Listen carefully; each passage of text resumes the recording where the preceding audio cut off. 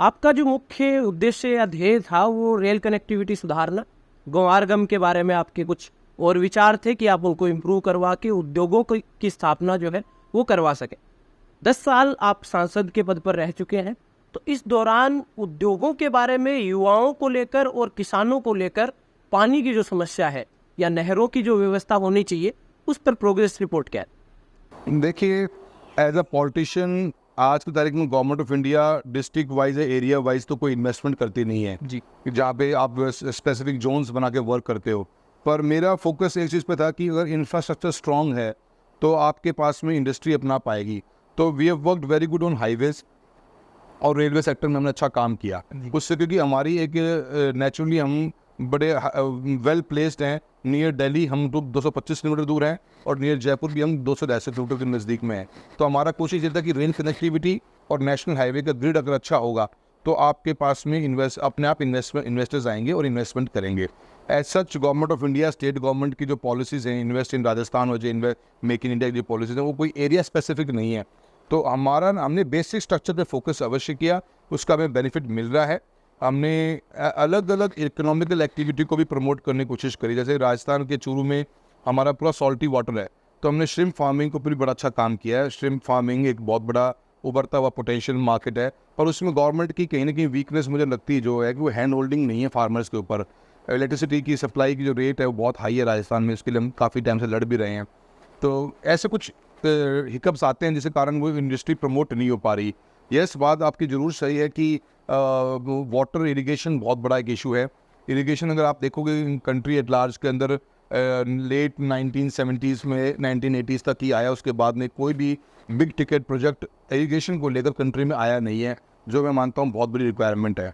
Water agreements states के आपस में हुए हुए हैं जिनसे कारण हम भी आज जूझ रहे हैं। मेरे इसके ऊपर काफ़ी बार मैंने प्रधानमंत्री महोदय से मुलाकात की थी। मेरी कॉन्स्टिट्यूंसी का एक सिद्धमुख कनाल प्रोजेक्ट है जिसके नाम पे कनाल पड़ी, इसमें आज तक पानी नहीं आया। हम 0.47 MAF एग्रीमेंट, हमारे मिलियन एकड़ फीट का एग्रीमेंट था जिसमें हमारे को 0.17 आज भी नहीं मिल रहा।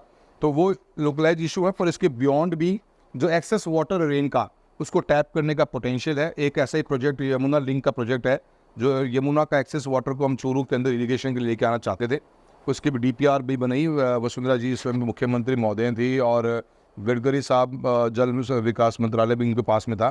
तो हमने काफ़ी हद तक उसमें गैदर किया है और आगे अब आने वाले समय पर हम इसको फोकस अवश्य करेंगे कि कहीं ना कहीं सेंट्रल गवर्नमेंट को बिग टिकट इन्वेस्टमेंट्स करनी है। एग्रीकल्चर सेक्टर का बजट आप देखेंगे तो 2 लाख करोड़ के आसपास जाता है। करीब 80 to 70 to 80,000 करोड़ रुपीज़ हम किसान सम्मान निधि में ही खर्च कर देते हैं। तो पिछले 5 साल में करीब 3.5-4 लाख करोड़ पे खर्च हुआ है, पर इसके मुकाबले में शायद मेरे ख्याल से 3,000 करोड़ पे भी खर्चा इरिगेशन पे नहीं हुआ।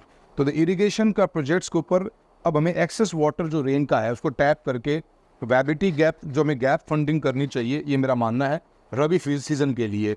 तो काफ़ी बड़ा, क्योंकि चूरू जितना बड़ा है उतना बड़ा हरियाणा है।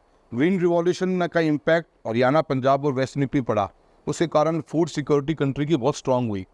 ऐसा ही एक second layer of green revolution start होना चाहिए जो राजस्थान के चूरू में या हमारे बीकानेर में, और हम झुंझुनू तक भी हम पानी को ला सकते हैं अगर हम उसको सही मायने में इस्तेमाल करें तो।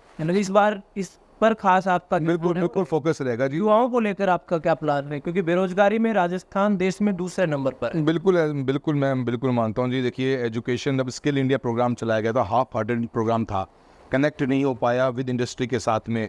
अब अप्रेंटिसशिप का जो घोषणा हम कांग्रेस के घोषणा पत्र में भी थी, वो बहुत बड़ा उसका एक सपोर्ट सिस्टम है जहाँ पे 1 लाख रुपये आप एक युवा को दे रहे हो। तो स्किलिंग के ऊपर फोकस होना बहुत ज़रूरी है। और जितना मैं समझ सकता हूँ कि अनएम्प्लॉयमेंट एक लिटरली एक बहुत बड़ा इशू है। हमारी यूथ जो किस रूप में गवर्नमेंट जॉब्स पे बड़ा फोकस रहता है हमारे एरिया के अंदर, अब अग्निवीर जैसी योजना ने उसको और भी। क्या स्टैंड है आपका अग्निवीर पर? बिल्कुल, देखिए आज कंट्री किसी भी हालत में प्रिपेयर्ड नहीं है, ना आर्मी प्रिपेयर्ड थी। मैं तो इसको, हमने तो उस समय भी विद इन द पार्टी रह के इस बात को वॉइस रेज की थी कि चूरू जो हमारा राजस्थान का बेल्ट है या हरियाणा है, ये इसके लिए रेडी नहीं है। आज का ये कॉन्सेप्ट बिल्कुल भी एक्सेप्टेबल नहीं होगा। शेखावाटी ने सबसे ज्यादा करगिल के युद्ध में शहीद। बिल्कुल देखिए, क्षेत्र से आप बिल्कुल राजगढ़ हमारी तहसील पर आप जाओगे तो हाईएस्ट नंबर ऑफ फौजी राजगढ़ से हैं। डिस्ट्रिक्ट पे जाओगे तो झुंझुनू डिस्ट्रिक्ट में है। और इन दोनों एक पूरे बेल्ट पे ही बहुत नेगेटिव इम्पैक्ट पड़ा है। जो बच्चे सुबह तैयारी किया करते थे गाँव के अंदर, आज आप देखोगे बहुत कम होता है। मैं उम्मीद करता हूँ कि सरकार को पब्लिक की वॉइस सुननी चाहिए। पॉलिसी स्क्रैप करने का टाइम है, ये पॉलिसी स्क्रैप करनी चाहिए। You can't ignore this thing. मतलब अग्निवीर इंडिया की रिक्वायरमेंट नहीं है।